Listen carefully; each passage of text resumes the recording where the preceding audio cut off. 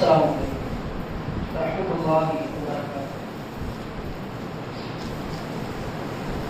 إن الحمد لله نحمده ونستعينه ونستغفره ونعوذ بالله من شرور أنفسنا وسيئات أعمالنا. من يهده الله فلا مضل له ومن يضلل فلا هادي له.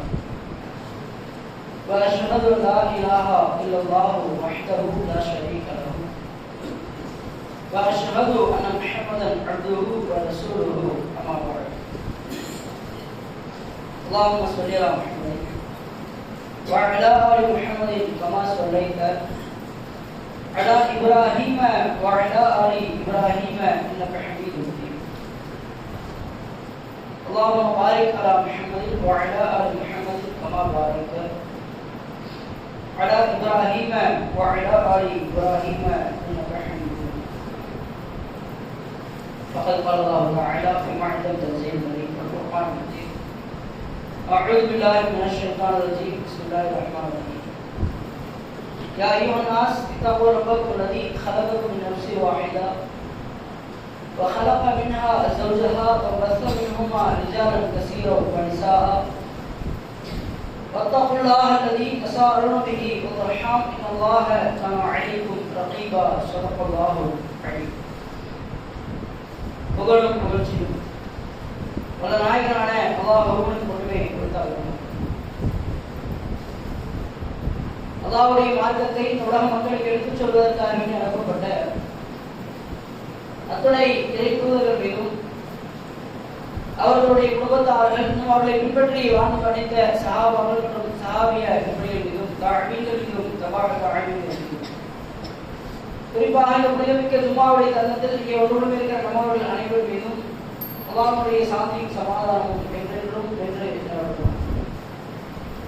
அன்றைக்கினிய எல்லாம் வல்ல அல்லாஹ்வின் நல்லடியார்களே, அல்லாஹ் ரப்பல் ஆலமீன் தன்னுடைய திருமறை குர்ஆனில் சொல்லிக்காட்டும் பொழுது இன்ன இத்தத்த ஷுஹூரி இன்தல்லாஹ், அல்லாஹ்விடத்தில் மாதங்கள் என்பது இஸ்னா அஷர ஷஹரன் 12 மாதங்கள் இருக்கு.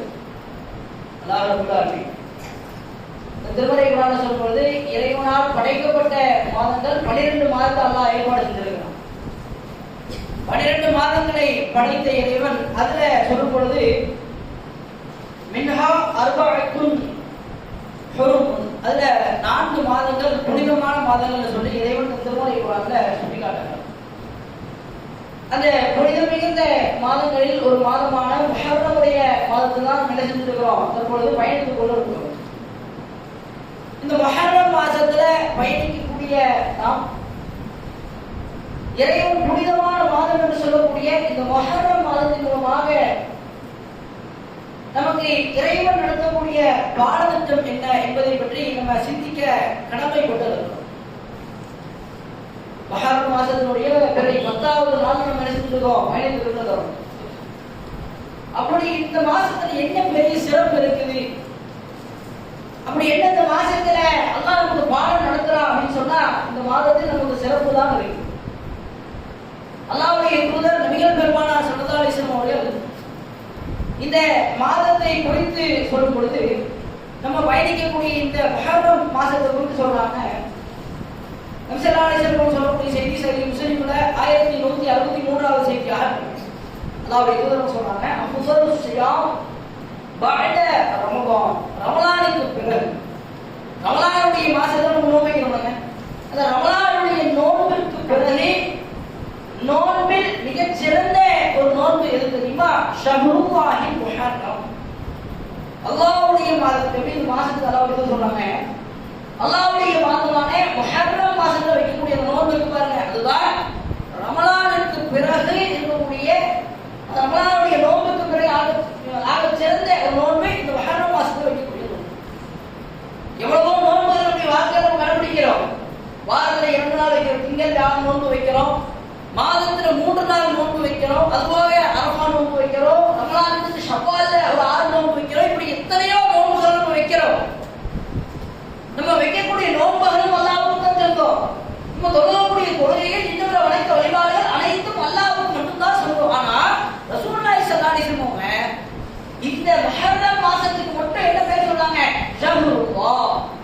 இந்த மாதம் அல்லாஹ்வுடைய மாதம், அல்லாஹ்வுக்கு சொந்தமான மாதம் என்று சொல்லி அல்லாஹ்வுடைய தூதரவங்க இந்த முஹர்ரம் மாசத்தை மட்டும் பிரத்யேகப்படுத்தி சொல்லக்கூடியவங்களாக இருக்காங்க. முஹர்ரம் மாசத்துல ஆஷுரா அப்படின்னு நம்ம நோன்பு வைக்கக்கூடியவங்களாக இருக்கும். ஆஷுரா அப்படின்னா என்ன?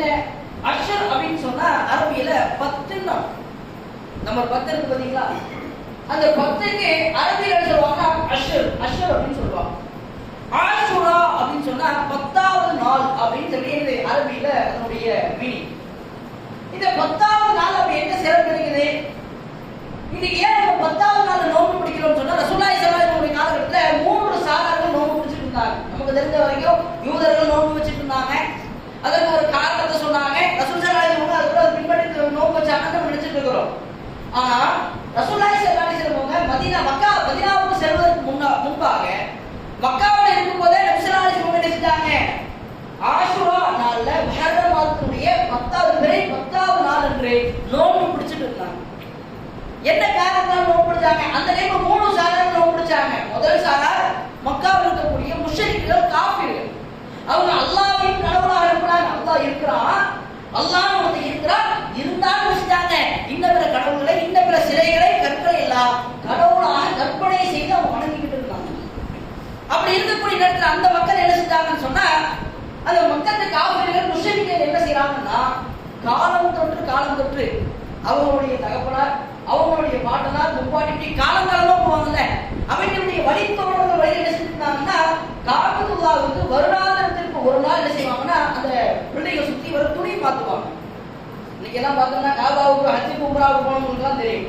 இந்த காபத்துல்லாவை சுத்தி வர அந்த கருப்பு நிற துணி இருக்கு பார்த்தீங்களா, அந்த மாதிரி என்ன செய்வாங்கன்னா அன்றைய காலகட்டத்தில் அந்த மக்கள் காபாவுக்கு வருடத்தில் ஒரு நாள் துணி மாத்துவாங்க.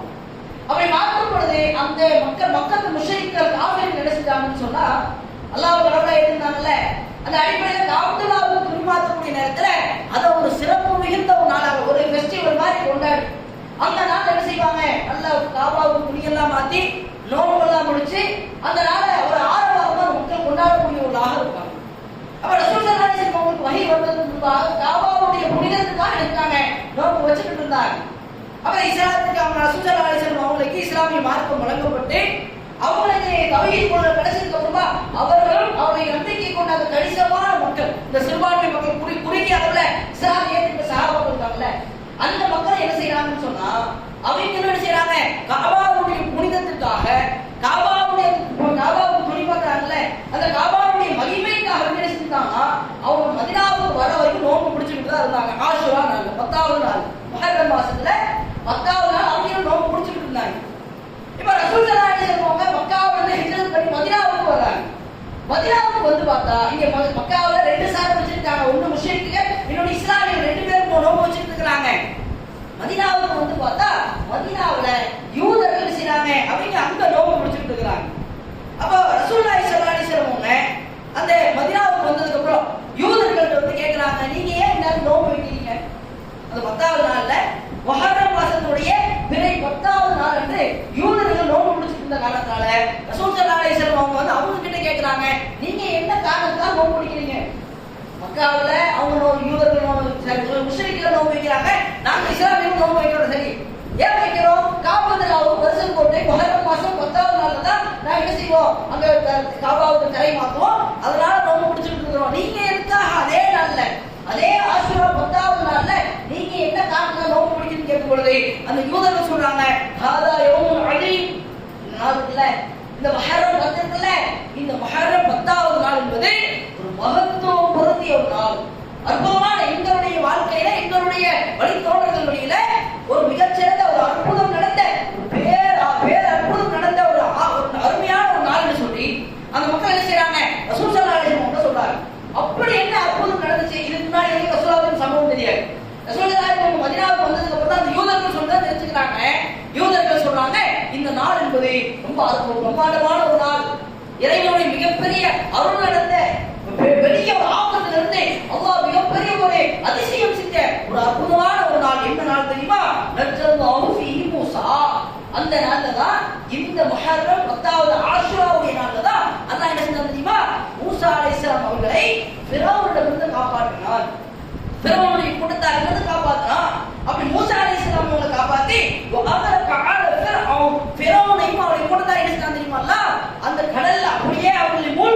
செய்தான்? ஃபிரௌனிடமிருந்தும் அவருடைய கூட்டத்தாரிடமிருந்தும் மூசா அலைஹிஸ்ஸலாம் அவர்களை அல்லாஹ் காப்பாத்தி கடலை பிளந்து மிகப்பெரிய ஒரு அற்புதம். பனு இஸ்ரவேல் கூட்டத்தார்கள் இந்த ஃபிரௌனுடைய கூட்டத்தார்கள் சாதாரணமான ஒரு மக்கள் கிடையாது. அவ்வளவு பொறுப்பு செஞ்சாங்க. இஸ்லாமிய மக்களை மூசா அலைஹிஸ்ஸலாம் அவங்களையும் அவங்களோட நம்பிக்கை கொண்டிருந்த மக்களையும் எவ்வளவு துன்புறுத்த முடியுமோ அந்த அளவுக்கு துன்புறுத்தினாங்க. அவங்க மட்டுமா துன்புறுத்தினாங்க, மீத இருக்கக்கூடிய மக்களையும் துன்புறுத்துறாங்க. எந்த அளவுக்கு துன்புறுத்துறாங்கன்னா அந்த ஃபிரௌன் எவ்வளவு பெரிய மோசமான எவ்வளவு பெரிய அநியாயக்கார ஆட்சியாளர் சொன்னார். அந்த ஊர்ல பிறக்கக்கூடிய ஆண் குழந்தைகள் எல்லாம் அப்படியே பிறந்தானே கொண்டுருவோம். குழந்தை பிறந்தது ஆம்பளை பிள்ளை தெரியல, அப்பவே அந்த குழந்தையை கொண்டுருவோம். அந்த அளவுக்கு மோசமான அந்த அளவுக்கு அயோக்கியத்தனுடைய ஒரு நபராக அந்த ஃபிரௌன் என்பவர் வாழ்ந்து கொண்டிருக்கான். அப்ப அல்லாஹ் என்ன செய்யறான்? மூசா அலைஹிஸ்ஸலாம் அவங்களை ஃபிரௌனுக்கு எதிராக பிரச்சாரம் பண்றாங்க, இஸ்லாத்தை சொல்லிக்கிட்டே இருக்கிறாங்க. ஒரு கட்ட பலவிதமான சோதனைகளை சந்திக்கிறாங்க. ஒரு கட்டத்துல மூசா அலைஹிஸ்ஸலாம் அவர்களும் அவருடைய அந்த கூட்டத்தார் அவங்களோட நம்பிக்கை கொண்ட மக்கள் என்ன செய்யறாங்க? ஃபிரௌனும் அவருடைய கூட்டத்தார் வந்துக்கிட்டே வர்றாங்க. ஒரு கட்டத்துல போய் நிக்கிறாங்க. முன்னாடி பார்த்தா கடல், பின்னாடி ஃபிரௌனுடைய கூட்டம். அந்த நேரத்தில் அல்லாஹ் திருமறை குர்ஆன் அந்த சம்பவத்தை கொண்டு சொல்லும் பொழுது ஃபலம்மா தரா அல் ஜமாஅன், அந்த இரண்டு கூட்டத்தார்கள் இஸ்லாமியர்களும் அந்த யூதர்கள் ஃபிரௌனுடைய கூட்டத்தாரும் இஸ்லாமிய மூசா அலைஹிஸ்ஸலாம் அவங்கள நம்பிக்கை கொண்ட கூட்டத்தாரும் ஒருவருக்கொருவராக நேருக்கு நேராக அவர்கள் சந்தித்துக் கொள்ளக்கூடிய நேரத்தில் அந்த மக்கள் சொல்றாங்க, அந்த மக்கள் வந்து மூசா அலைஹிஸ்ஸலாம் சொல்றாங்க, கால ஸஹாபு மூசா அலைஹிஸ்ஸலாம் அவர்களுடைய தோழர்கள் சொல்றாங்க, மூசாவே இன்னால முதரக்கும், நாங்க உங்களை நம்பிதான் வந்தோம், நீங்க சொல்றது சத்தியம் நினைச்சுதான் வந்தோம், உங்க பின்னாடி வந்தமே, ஆனா எங்களை இப்படி நீங்க மாட்டி விட்டுட்டீங்களே, இப்படி ஃபிரௌனை வந்து சிக்க விட்டுட்டீங்களே, முன்னாடி பார்த்தா கடல், பின்னாடி பார்த்தா ஃபிரௌனுடைய கூட்டம், இப்படி ஒரு நெருக்கடியான சூழ்நிலை வந்து நீங்க எங்க போனாலும் பௌத்து கன்ஃபார்ம், முன்னாடி கடலுக்குள்ள போனாலும் பறந்து நிச்சயம், வேணும் சின்ன ஆறா ஒரு வாய்க்காலா உடனே கடந்து ஓடி போறதுக்கு பெரிய பிரம்மாண்டமான ஒரு கடல், அந்த கடலை எப்படி கடந்து போறது, கடலுக்குள்ள போனா எத்தனை பேர் சாவ போறோம், எல்லாம் இன்னைக்கு கண்டிப்பா நம்ம சாவ போறோம், அவ்வளவுதான் கன்ஃபார்ம் பண்ணிட்டாங்க. எல்லாம் என்ன நினைக்கிறாங்க, மூசா உங்களை நம்பி வந்தோம், நல்லா சிக்க விட்டுட்டீங்க, நம்மள உங்களை நம்பி நல்லா நம்ம வச்சு செஞ்சுட்டீங்கன்னு சொல்லி மூசா அலைஹிஸ்ஸலாம் மட்டும் புலம்பிக்கிட்டு இருக்கிறாங்க. அப்ப மூசா அலைஹிஸ்ஸலாம் அவர்கள் அந்த மக்கள்கிட்ட ஒரு விஷயத்தை சொல்றாங்க, கால பல்லா அவ்வாறு இல்லை அப்படி சொல்லாதீங்க, நம்ம மாட்டிக்கிட்டோம், நம்ம கதை முடிஞ்சது அப்படின்னு நீங்க என்ன செய்யாதீங்க, அப்படின்னு நீங்க நினைக்காதீங்க, நீங்க சொல்லாதீங்க. ஏன் தெரியுமா? இன்னும் ரப்பி, என்னுடைய இறைவன் என்னோடு இருக்கிறான். பேரோட நம்பிக்கை பாருங்க. மூசா அலைஹிஸ்ஸலாம் அவங்க ரொம்ப இக்கட்டான சூழ்நிலையில் இருக்கிறாங்க. கடலுக்குள்ள போனாலும் மௌத்து கன்ஃபார்ம், பின்னாடி பார்த்தா ஃபிரௌனுடைய கூட்டம், அவன் கிட்ட பார்த்தாலும் அவனும் கொண்டு போடுவான். சும்மா மண்ணு சொல்ற கேஸா? அவன் என்ன செஞ்சிருவான்? அவனும் கொண்டுருவான். கடலுக்குள்ள போனாலும் மரணம் நிச்சயம். இப்படிப்பட்ட உயிரே போகக்கூடிய ஒரு இக்கட்டான ஒரு சூழ்நிலை வந்தபோது கூட மூசா அலைஹிஸ்ஸலாம் என்ன செய்யறாங்க? அதெல்லாம் ஒன்றும் பிரச்சனை இல்லைங்க, என்னங்க இதெல்லாம் நம்ம பெரிய விஷயமா, இதெல்லாம் ஒரு பெரிய பிரச்சனையா, எனக்கு ரப்ப இருக்கிறார், என் இறைவன் என்ன பார்த்துக்கோ என்கிற ஒரு நம்பிக்கை நபி மூசா அலைஹிஸ்ஸலாம் அவருடைய உள்ளத்துல ஆழமாக குடிகொண்டு. அப்ப மூசா அலைஹிஸ்ஸலாம் அவங்க சொல்றாங்க, இந்த மாஹி ரப்பி, நிச்சயமாக என்னோடு என்னுடைய இறைவன் இருக்கிறார், சயஹதி, அவன் எனக்கு வழிகாட்டுவான், என் ரப்ப இருக்கிறான், எனக்கு என்ன பெரிய கஷ்டம் வந்துருச்சு, என்ன பண்ணிட போறான், என்னுடைய இறைவன் இருக்கிறான், இறைவன் எனக்கு எல்லாத்துக்கும் மேல என் ரப்ப இருக்கிறான், அவன் பெரியவன், எனக்கு அவன் வந்து என்ன செய்வான், என் இறைவன் எனக்கு வழிகாட்டுவான், நேரடி அவன் காட்டுவான்னு சொல்லி இறைவன் மீது நம்பிக்கை வைக்கிறான், இறைவனை சார்ந்து இருக்கிறான். அல்லாஹ் ரப்பல் ஆலமீன் நபி மூசா அலைஹிஸ்ஸலாம் அவர்கள் சொல்றான், ஃபஅவ்ஹைனா இலா மூசா, மூசாவுக்கு மகிழ்ச்சியை அனுப்பினோம். என்ன தெரியுமா? மூசாவே, உங்களுடைய கைத்தடியால் கடலை அடியுங்கள் என்றோம். அடிச்சாங்க, கடல் இரண்டாக பிளந்து பாதை விட்டது. மூசா அலைஹிஸ்ஸலாம் அவர்களும் அவரோடு நம்பிக்கை கொண்ட மக்கள் அந்த பாதை வழியாக கடலை தாண்டி போறாங்க. ஃபிரௌனும் அந்த வழியா வர்றான். மூசா நபியின் கரையை தாண்டின உடனேயுமே அந்த கடல் என்ன செஞ்சது? அப்படியே அவர்களை மூடி அங்கேயே அவர்கள் கொண்டு போகுது. இப்பேற்பட்ட ஒரு சூழ்நிலை, இவ்வளவு பெரிய பிரம்மாண்டமான ஒரு மிகப்பெரிய ஒரு இக்கட்டான ஒரு சூழ்நிலை, உயிரே போகக்கூடிய நேரம், அந்த நேரத்தை கூட இறைவனை சார்ந்து இருந்தாங்களா? இறைவன் உங்களுக்கு உதவி செஞ்சானா? அதுக்காக அந்த மக்கள் சொல்றாங்க, இப்படி மூசா அலைஹிஸ்ஸலாம் அல்லாஹ் காப்பாத்திட்டு ஃபிரௌனை அந்த கடலிலேயே அல்லாஹ் மூழ்கடித்து அந்த கூட்டத்தார்களை அவங்க அழித்து விட்டார். அழித்த காரணத்தினால் மூசா அலைஹிஸ்ஸலாம் அவர்கள் அதற்காக நோன்பு வச்சாங்க. மூசா அலைஹிஸ்ஸலாம் நோன்பு வைக்கிற காரணம் தெரியுமா? ஷுக்ரன் லில்லாஹ், அல்லாஹ்வுக்கு நன்றி சொல்வதற்காக நோன்பு வச்சாங்க. இந்த ஆஷுராவுடைய நோன்பு நமக்கு கற்றுத்தரக்கூடிய பாடம் இதுதான். இந்த ஆஷுராவை கற்றுத்தரக்கூடிய பாடம் என்ன? நம்ம வாழ்க்கையில் எவ்வளவு கஷ்டத்தை சந்திக்கிறாங்க செய்வோம். யாருமே கஷ்டம் இல்லாம யோசிச்சு பாருங்க, யாரும் சிரமம் இல்லாம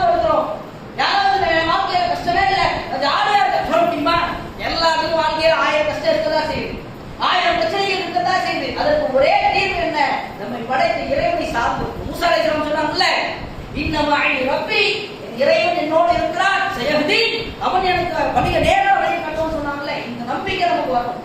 அந்த நம்பிக்கையை கற்றுக் கொடுக்கக்கூடிய ஒரு மாதம் இந்த முஹர்ரமுடைய மாதம்.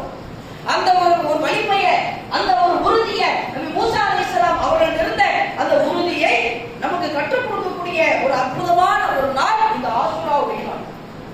ஏதோ வருஷத்துல ஆஷூரா நாள் வந்துச்சு, 2 நாள் நோன்பு பிடிச்சேன், அதோட நான் ஆஷூரா நாள் கடந்து போயிருச்சு, அடுத்த என் வாழ்க்கையில மற்ற விஷயங்களை நான் பார்க்க போயிட்டேன் என்பதோடு மட்டுமில்லாமல் இந்த மாசம் வருதுன்னா அதுல அல்லாஹ் நமக்கு என்ன படிப்பிட வச்சிருக்காங்க யோசிச்சுப்பாங்க. ஒவ்வொரு விஷயத்தையும் அல்லாஹ் படிப்பிட வச்சிருக்கிறான்.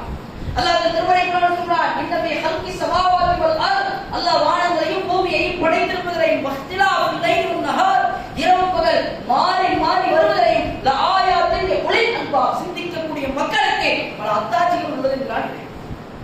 அல்லாஹ்வுடைய படைப்பை சிந்திச்சு பாருங்க. வானத்தை பத்தி யோசிங்க, பூமியை பத்தி யோசிங்க, அல்லாஹ் படைச்ச நாட்களை யோசிங்க, அல்லாஹ் படைத்திருக்கக்கூடிய மாதங்கள். இந்த மாசம் வருது, இதுல என்ன எனக்கு படிப்பிட, அல்லாஹ் என்ன நல்லது வச்சிருக்கான், இந்த விஷயத்துல அல்லாஹ் எனக்கு என்ன சொல்ல வர்றா என்பதை சிந்திக்கக்கூடிய மக்களாக இருக்கும். ஆனா இன்றைக்கும் சில மக்களுடைய நிலை எப்படி இருக்கு தெரியுமா?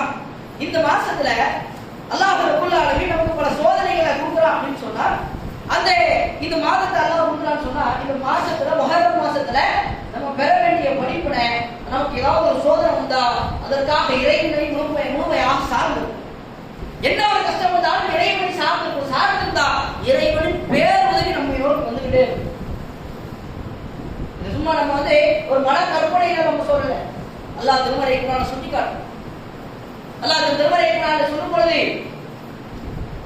யார் ஒருவர் அல்லாஹ்வை சார்ந்து இருக்கிறார்கள், அல்லாஹ்விடத்திலே பொறுப்பு சாட்டக்கூடியவர்களாக இருக்கிறார்களோ அவருடைய வாழ்வாதாரத்திற்கு இறைவன் பொறுப்பேற்பதாக இறைவன் திருமறை குர்ஆனை சுட்டி காட்டும். ومن حيث لا يحتسب, யார் ஒருவர் அல்லாஹ்விடத்திலே எவ்வளவு பெரிய கஷ்டம் வந்தாலும் எவ்வளவு பெரிய சிரமம் வந்தாலும் இறைவனை சார்ந்து இறைவனுக்கு பொறுப்பு சாட்டக்கூடியவர்களாக இருக்கிறார்களோ வஹுவ ஹஸ்பஹு, அவருடைய வாழ்வாதாரத்திற்கு அல்லாஹ் போதுமானவன். வாழ்க்கையினால் பல கஷ்டங்கள் வரதாசி. அல்லாஹ்வுடைய தூதர் அவர்கள் வாழ்க்கையில் பல சிரமத்தை அனுபவிச்சாங்க. அல்லாஹ்வுடைய தூதரோடு வந்த சஹாபாக்கள் தன் வாழ்க்கையில் பல சிரமங்களை அனுபவிக்கத்தான் செஞ்சாங்க. எத்தனையோ நபிமார்கள் இஸ்லாத்தை சொல்வது போவாங்க, பலவிதமான துன்பங்களுக்கு துயரங்களுக்கு தன் வாழ்க்கையில் பல கஷ்டங்களை துன்பங்களை அனுபவிக்கத்தான் செஞ்சாங்க. இறைவனுடைய பேருதவி அவருக்கு வந்தது காரணம் என்ன தெரியுமா? இறைவனை சார்ந்து இருந்தாங்க. ஒரு கஷ்டம் வருது, ஒரு சிரமம் வருது, உடனே புலம்ப மாட்டாங்க. என் வாழ்க்கையில கஷ்டம் வந்துருச்சு, எனக்கு தான் கஷ்டம் வருமா, எனக்கு தான் துன்பம் வருமா, எனக்கு தான் இப்படி ஆகுமா, புலம்ப மாட்டாங்க. இறைவனை சார்ந்து இருப்பாங்க. அல்லாஹ்வுடைய தூதரோடு வாழ்ந்த சஹாபாக்கள் எத்தனையோ பேருடைய வாழ்க்கையில் நடந்த சம்பவங்களை உதாரணமாக எடுத்துக்கொள்ளலாம். அன்னை ஆயிஷா ரலியல்லாஹு அன்ஹா அவருடைய தோழியர், அவருடைய ஃப்ரெண்ட், ஒரு பெண்மணி, அவங்க ஆயிஷா ரலியல்லாஹு வரும்போது ஒரு கவிதையை பாடிட்டு வராங்க. யௌமுல் நிஸா மின் தஆலுபி ரப்பினா, யௌமுல் நிஸா மின் தஆலுபி ரப்பினா, இந்த கவிதையை 3 தடவை பாடிட்டே வர்றாங்க. ஆயிஷா ரலியல்லாஹு அன்ஹா கேக்குறாங்க, என்ன கவிதை பாடிட்டே வரீங்க, என்ன விஷயம்? யௌமுல் நிஸா மின் தஆலுபி ரப்பினா, என்னுடைய இறைவனுடைய செயல்பாடுகள் மிகவும் ஆச்சரியத்திற்குரிய ஒரு நாள், ஒரு அற்புதமான ஒரு நிகழ்வு நடந்த ஒரு நாள் அப்படின்னு பாடிட்டு அவங்க என்ன சம்பவம், அப்படி என்ன ஒரு பெரிய ஆச்சரியம் நடந்து சொல்லுங்க. அந்த பெண்மணி சொல்றாங்க, ஆயிஷாவே, நான் ஒரு பெண்ணுடைய ஒரு நபருடைய வீட்டுல வேலை செஞ்சுட்டு இருந்தேன், வீட்டு வேலை பார்த்துட்டு இருந்தேன். என்னுடைய எஜமானருக்கு திருமண வயதுல ஒரு பெண்மணி இருக்கிறாங்க, கல்யாணம் முடிச்சு கொடுக்குற அளவுக்கு அவருக்கு ஒரு வயசுக்குள்ள இருக்கு. இவங்க என்ன செய்யறாங்க, அந்த பெண்ணுடைய எஜமானரும் அவருடைய மனைவி என்ன செய்யறாங்கன்னு சொன்னா, தன்னுடைய மகளுக்கு திருமணத்திற்காக வேண்டி சில பொருட்களை வாங்குறதுக்கு கடைவீதிக்கு போறாங்க. அப்படி போகக்கூடிய நேரத்துல என்னுடைய எஜமானருடைய மகள் இருக்கிறாங்கல்ல அந்த பொண்ணு, அவங்களுடைய கழுத்துல ஒரு தோல் பொட்டிகையால் ஆன ஒரு ஆபரணத்தை போட்டிருக்காங்க. இன்னைக்கு நம்முடைய வாழ்க்கையில ஆபரணங்கள் சொன்னா செயின், நெக்லஸ், ஆரம் வரல போடுவாங்க. அந்த காலத்துல இன்னைக்கு அப்படியே தங்கத்தையே உருக்கி நமக்கு என்ன டிசைன் வேணுமோ அந்த அளவுக்கு அந்த மாதிரி நம்ம கஸ்டமைஸ் பண்ணி பொருளை வாங்கிக்கிறோம். ஆனா சுந்தரநாயகம் அவங்களுடைய காலகட்டத்துல இந்த தோல் பட்டி இருக்கு பாருங்க, பதப்படுத்தப்பட்ட தோல், அந்த தோல் என்ன செய்வாங்கன்னு சொன்னா தங்கம், வெள்ளி, வைரம், வைரூரியம் இது போல அந்த ஆபரணங்கள் அதெல்லாம் அப்படியே அந்த தோல் பட்டிகையை பதிச்சு வச்சிருப்பாங்க. அப்படியே பதிச்சு நமக்கு என்ன டிசைன் வேணுமோ அந்த மாதிரி சின்னதா கற்பனை உடச்சு அந்த டிசைனுக்கு ஏற்ற மாதிரி அவங்க செய்வாங்க. அதுல அப்படியே பதிச்சு வைப்பாங்க. இப்படிதான் அவங்க போட்டு இருந்தாங்க அந்த காலகட்டத்துல. அப்ப அந்த பெண்மணி சொல்றாங்க, என்னுடைய எஜமானருடைய மகள் அவங்க என்ன செய்யறாங்கன்னு சொன்னா, தோல் பட்டிகையால் தயார் செய்யப்பட்ட ஒரு ஆபரணம் அவங்க வந்து அதை போட்டிருந்தாங்க. அப்படி போட்டிருக்க நேரத்தில் அவங்க குளிக்கிறதுக்காக வேண்டி அவங்க அந்த பெண்மணி போறாங்க. அந்த நேரத்துல அவங்க போட்டது தோல் பட்டிகையாலான அந்த ஆபரணம் அப்படியே கலந்து கீழே விழுந்த மேல இருந்து ஒரு பருந்து ஒன்று பார்த்து கொண்டிருக்கிறது.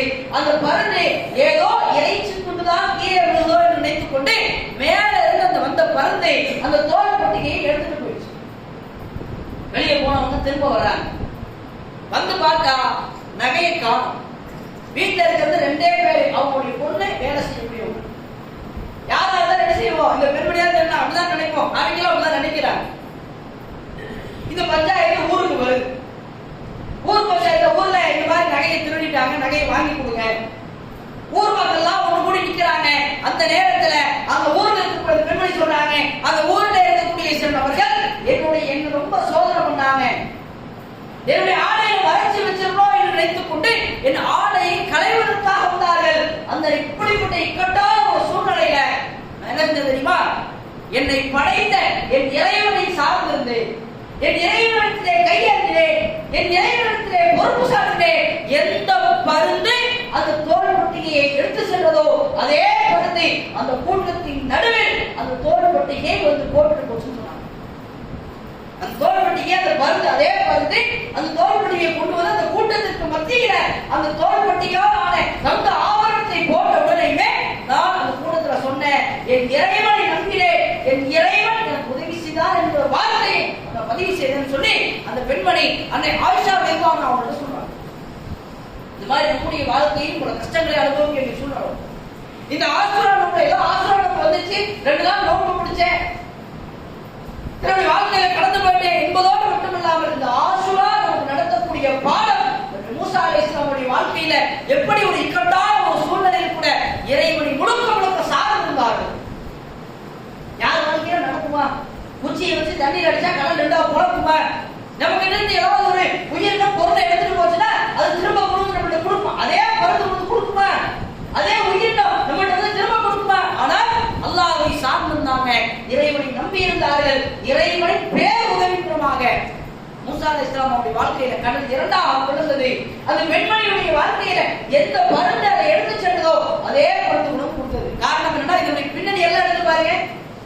முழுக்க இறைவனை சார்ந்திருந்தாங்க, முழுக்க இறைவனை நம்பி இருந்தாங்க. அதன் காரணத்தினால அல்லாஹ்வுடைய பேருதவி அவங்க நினைச்சாங்க. நம்முடைய கண்களுக்கு எதிராக பார்த்தாங்க. நம்முடைய வாழ்க்கையில் பல சோதனைகள், பல கஷ்டங்கள் வரும். அப்படி வரும் பொழுது நாம் அதை பொறுத்துக் கொள்ளக்கூடியவர்களாக, அதை சகித்துக் கொள்ளக்கூடியவர்களாக, இறைவனத்தை பொறுப்பு சாட்டக்கூடியவர்களாக.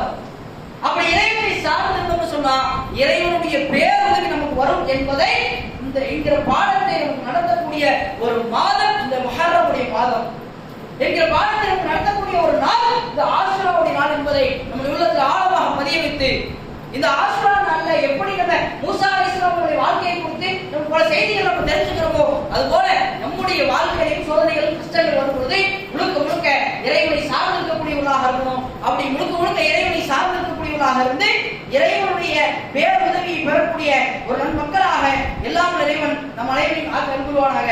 வாஹிரு தஅவானா அல்ஹம்துலில்லாஹ்.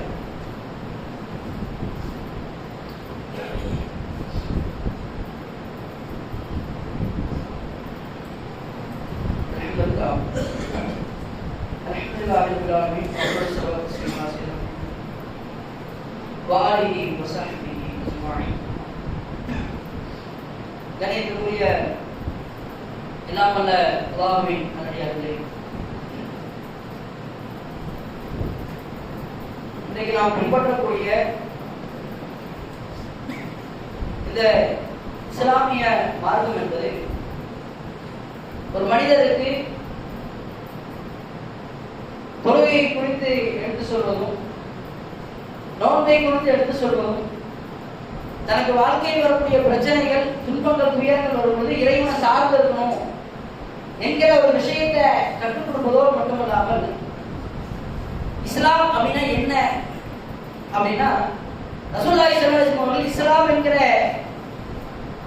விஷயத்தை சொல்லிட்டு இஸ்லாத்தோட டெஃபினிஷன் சொல்றாங்க. இஸ்லாம் என்ன தெரியுமா? அத்தீனு அன்-நஸீஹா, இஸ்லாமிய மார்க்கம் என்பது பிறருடைய நலத்தை நாடக்கூடியது. ரசூலுல்லாஹி சொல்லியிருக்காங்க. ரசூலுல்லாஹி ஸல்லல்லாஹு அலைஹி வஸல்லம் பிற மக்களுடைய அவருடைய நலன்ல அதிகமான ஒரு அக்கறை கொள்ளக்கூடியவர்களாக இருக்கிறாங்க. அல்லாஹ் தஆலா திருமறை குர்ஆன்ல சொல்லும்போது, இந்த உங்களுடைய சமுதாயத்திற்காக வேண்டி வருந்தி நீங்கள் உங்களை நீங்களே அழித்துக் கொள்வீர் போலவே என்று சொல்லி அல்லாஹ் திருமறை குர்ஆன்ல ரசூலுல்லாஹி ஸல்லல்லாஹு அலைஹி வஸல்லம் அவர்கள் சமூக அக்கறை உடையவர்களாக இருக்கிறாங்க என்று சொல்லி திருமறை குர்ஆன்ல சொல்லிக்காட்டுறாங்க. பெரும்பான்மையான ஏராளமான மாற்று மருத்துவர்களுடைய உள்ளத்தை வென்ற ஒரு மாமனிதராக ரசூலுல்லாஹி இருக்கிறாங்கன்னு சொன்னா அதுல மிக முக்கியமான ஒரு காரணம் நபிகள் நாயகம் ஸல்லல்லாஹு அலைஹி வஸல்லம் அவர்கள் தன் சமூகத்தின் மீது பெரிய அளவுல அக்கறை உள்ளவர்களாக இருந்தார்கள் என்பதுதான். அந்த மார்க்கத்தை பின்பற்றக்கூடிய நாம் நம்முடைய வாழ்க்கையில நம்முடைய கண்களுக்கு எதிராக சில பேர் கஷ்டப்படுறாங்க, துன்பப்படுறாங்கன்னு சொன்னா அவர்களுக்காக வேண்டி நம்முடைய துஆவை செய்யக்கூடியவர்களாக நம்ம இருக்கிறோம். இன்னைக்கு அல்லாஹ்வுடைய கிருபையில நம்முடைய பகுதியில நம்ம நல்ல ஒரு நிலைமையில தான் இருக்கிறோம். ஆனா இன்றைக்கு நம்மள பல நபர்களுக்கு தெரியாத ஒரு நிகழ்வு என்னன்னு சொன்னா, நேற்றைய முன்தினம் ஜூன் மாதம் இந்த மாசத்துல 24ஆம் தேதி முந்தா நேற்று நடந்த ஒரு சம்பவம் தெரியுங்களா? கலிபோர்னியா, வெனிசுலா, ஜப்பான் போன்ற அந்த 3 நாடுகள்ல ஒரே நேரத்துல நிலநடுக்கங்கள். எந்த அளவுக்குன்னு சொன்னா, இந்த வெனிசுலா அப்படிங்கிற ஒரு நாட்டுல ஜூன் 24ஆம் தேதி 7.2 இருந்து 7.5 ரிக்டர் அளவுக்கு அதிகமான மிக கடுமையான ஒரு நிலநடுக்கம் ஏற்படும். அதுல கிட்டத்தட்ட 188க்கும் மேற்பட்டவர்கள் உயிரிழந்திருக்கிறாங்க. 1000க்கும் மேற்பட்ட மக்கள் கடுமையாக பாதிக்கப்பட்டிருக்கிறார். அதே போல கலிபோர்னியாவுல அங்க யுஎஸ்ஏ இருக்கக்கூடிய கலிபோர்னியா அந்த மாகாணத்துல 5.6 ரிக்டர் அளவுக்கு நிலநடுக்கம் ஏற்பட்டிருக்கு. ஜப்பான்ல 7.2 ரிக்டர் அளவுக்கு கடுமையான மிகப்பெரிய அளவுல நிலநடுக்கம் ஏற்பட்டு பல மக்கள் அவங்க இழந்திருக்கிறாங்க, உயிரிழந்திருக்கிறாங்க. பல மக்கள் அவங்க உடல் ரீதியாக பாதிக்கப்பட்டிருக்கிறாங்க, வீடுகளை இழந்து நிற்கிறாங்க. இப்படிப்பட்ட மக்களுக்காக வேண்டி அவர்களுடைய மன அமைதிக்காக வேண்டி துஆ செய்யக்கூடியவர்களாக இஸ்லாமிய மார்க்கம் அப்படிதான் கத்துத்தரு. அல்லாஹ்வுடைய தூதர் அவங்க சொல்லி காட்டுறாங்க, லா யுமினு அஹதுக்கும், உங்களில் ஒருவர் ஈமான் கொண்டவராக ஆக முடியாது. எது வரைக்கும் தெரியுமா? தனக்கு விரும்புவதை தன் சகோதரருக்கும் விரும்புற வரைக்கும் அவர் என்ன செய்ய முடியாது, இறை நம்பிக்கை கொண்டவராக ஆக முடியாது. ரசூலுல்லாஹி சொல்லி காட்டுறாங்க. இன்னைக்கு அந்த நிலநடுக்கத்தின் காரணமாக அந்த பல மக்கள் உயிரிழந்திருக்கிறாங்க. பல மக்கள் இழந்துட்டாங்க தன்னுடைய உடைமைகளை, இல்லத்தை இழந்து பல நபர்கள் கடுமையான பாதிப்புகளுக்கு ஆளாயிருக்கிறாங்க. எனவே நம்முடைய துஆவில் நம்முடைய குடும்பத்தில் நான் நல்லா இருக்கணும், என் குடும்பம் நல்லா இருக்கணும், என் அக்கா நல்லா இருக்கணும், அம்மா நல்லா இருக்கணும், மனைவி, குழந்தைங்க, சகோதர சகோதரி எல்லாம் நல்லா இருந்து துஆ செய்யணும்ல. அது மாதிரி அங்க பாதிப்பு ஏற்படுத்தக்கூடிய மக்கள் அவர்களுக்காக வேண்டியும் நாம் நம்முடைய வாழ்க்கையில அதிகமாக துஆ செய்யக்கூடியவர்களாக இருக்கணும். இதுல ஒரு பொது நேரத்தில் ஒரு சுயநலம் சொல்லுவாங்க. அல்லாஹ்வுடைய தூதர் இஸ்லாமிய மார்க்கம் கற்றுத்தரது என்னன்னா, நம்ம ஒருத்தருக்காக வேண்டி ஒருவருடைய நலனுக்காக துஆ செய்யணும்னு சொன்னா வழக்கமாக நமக்காக அல்லாஹ்வுக்கு துஆ செய்யணும். இறைவா, இந்த நபர் இவருக்காக வேண்டி துஆ செய்றாங்க, இவருக்கு என்ன துஆவை கேட்கிறாரோ அதே விஷயத்தை இவருக்கும் கொடுன்னு சொல்லி நமக்காக வழக்கமார்கள் அல்லாஹ்வுக்கு துஆ செய்வாங்க. எனவே பாதிக்கப்பட்டிருக்கக்கூடிய மக்களுக்காக வேண்டி அவருடைய மன அமைதிக்காக அதிகமான துஆ செய்ய அல்லாஹ் ரப்பல் ஆலமீன் நமக்கு இம்மையிலும் மறுமையிலும் வெற்றி தருவானாக என்று பிரார்த்தனை செய்வதாக எனது உரையை செய்கிறேன். வாஹிர் தஅவானா அல்ஹம்துலில்லாஹி ரப்பில் ஆலமீன். அஸ்ஸலாமு அலைக்கும் வரஹ்மத்துல்லாஹி வபரகாத்துஹு.